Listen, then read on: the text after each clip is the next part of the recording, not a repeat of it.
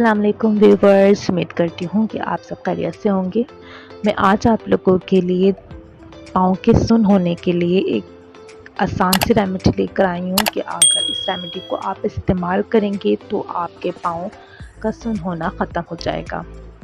उम्मीद करती हूँ मेरी बाकी रेमेडीज़ की तरह ये रेमेडी भी आप लोगों को पसंद आएगी।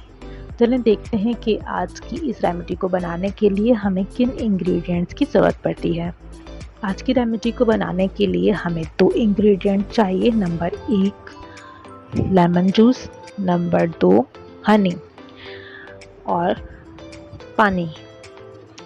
सबसे पहले आपने 1 गिलास पानी लेना है, उसके अंदर आपने 1 टेबल स्पून शहद शामिल करनी है और उसके साथ ही आपने आधे नींबू का रस शामिल करके उसको मिक्स करना है और रोज़ाना इसको आपने इस्तेमाल करना है, पीना है इस पानी को।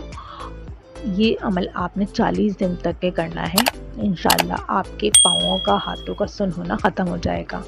उम्मीद करती हूँ मेरी आसान सी रेमेडीज़ आप लोगों को पसंद आई होंगी। और इसी तरह की आसान सी रेमेडीज़ को हासिल करने के लिए मेरे चैनल को सब्सक्राइब कीजिए, मेरी वीडियोज़ को लाइक और शेयर कीजिए। अल्लाह हाफ़िज़।